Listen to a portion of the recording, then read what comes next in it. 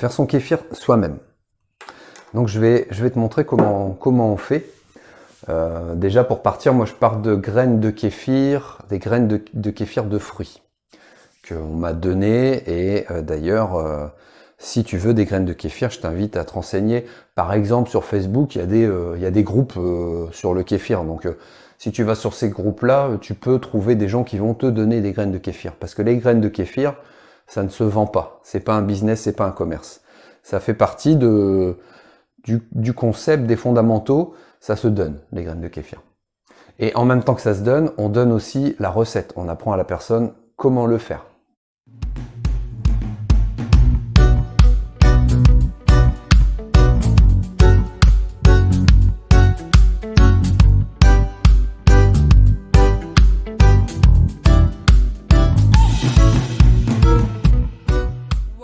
Regarde un peu, tu vois, ça c'est du kéfir qui est prêt. Alors tu sais que ton kéfir est prêt quand tu as tes fruits secs qui sont gonflés et qui reviennent à la surface, tu vois. Et donc, dans la recette du kéfir, on utilise des fruits secs. Alors attention, tout ce que tu mets dans ton kéfir, il faut que ce soit des produits bio, sans pesticides.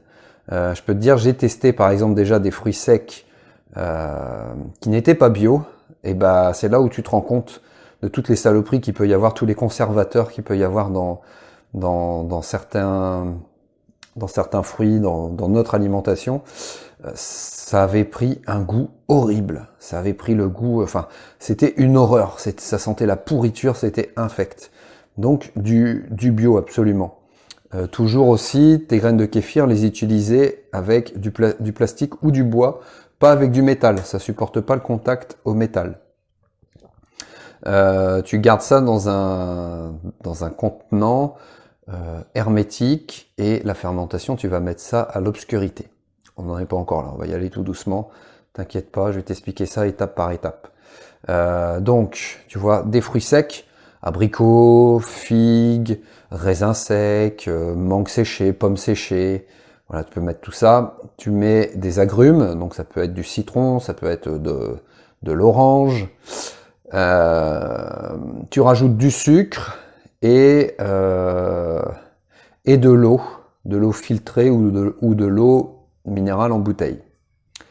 Une fois que tout est prêt, donc au niveau des, je vais pas pouvoir il faudra que tu regardes sur internet pour avoir les bons composants, parce que moi, voilà, j'ai toujours ce petit côté, tu sais, j'aime bien marcher à l'instinct, j'aime bien faire mes propres recettes, donc c'est ma recette et moi je suis pas je suis pas une recette en particulier, c'est la mienne. Et donc une fois que c'est fait, tu mets ça à l'obscurité et généralement au bout de 2 jours, c'est prêt à consommer.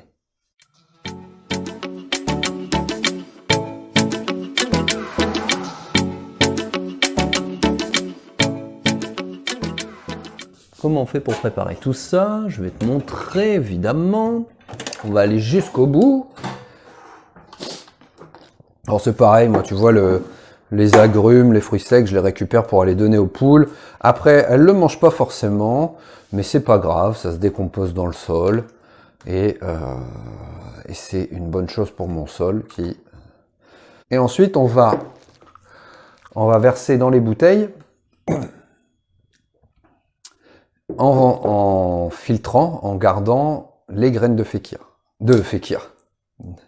Dédicace à Nabil Fekir, le footballeur. Les graines de kéfir. Alors, hop. On va remonter un petit peu à plat pour que tu vois. Zouf. C'est parti. On va filtrer. Alors fais attention, parfois selon la fermentation de ton kéfir, ça peut vite, ça fait beaucoup de bulles, tu vois, il y a du gaz et ça peut déborder de partout si tu vas un petit peu trop violemment.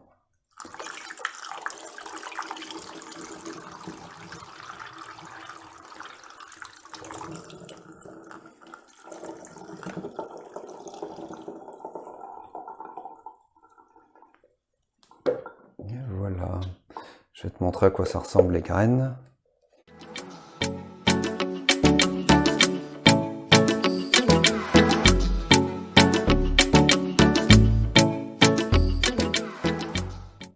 montre ça, tu vois les graines de kéfir, c'est ça.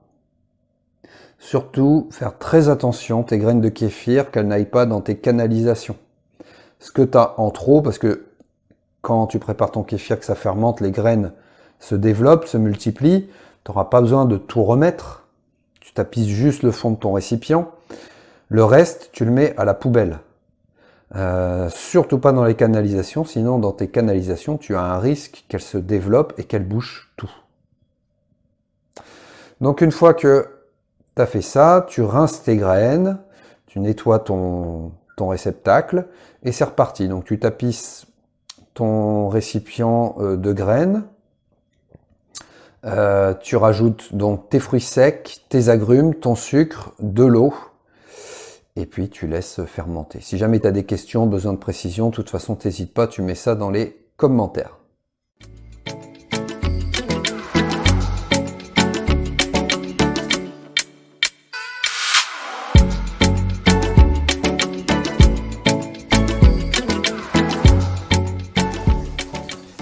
Hop, on trie les déchets hein, pour l'environnement. Donc une fois que tu as tout fait, tu mélanges bien. Tu mélanges donc citron, graines, agrumes, sucre. Pour ensuite aller mettre ça à l'obscurité pendant quelques jours, selon la macération, la force que tu souhaites donner à ton kéfir. Moi je te dis, je le fais tous les 2 jours. Tous les 2 jours c'est très bien, c'est un bon petit rythme pour moi, ce qui me permet de consommer un demi-litre quotidiennement. Alors il y a un petit conseil que je te donne si tu commences tout juste à... si tu n'as jamais bu de kéfir, si tu commences, n'en bois pas trop au début. Il faut que tu habitues ton organisme. Parce que c'est aussi un très fort détoxifiant. C'est aussi un très fort énergisant. Tu vas voir, quand tu es végétarien, c'est un très très bon complément à l'alimentation. Mais au début, commence tout doucement. Quelques gorgées au début, 1 verre, 2 verres. Il faut vraiment y aller mollo. Sinon, tu vas avoir des surprises, tu vas voir, tu vas bien nettoyer l'organisme. Alors c'est pareil, le kéfir que tu as mis dans les bouteilles, tu les ranges aussi à température ambiante, dans l'obscurité, et tu les consommes au fur et à mesure. Après, une fois que ta bouteille est ouverte, tu peux conserver ça au frigo après. Parce que sinon, ça va continuer à fermenter un petit peu. Si tu laisses à température ambiante. Hop là, et voilà, c'est prêt.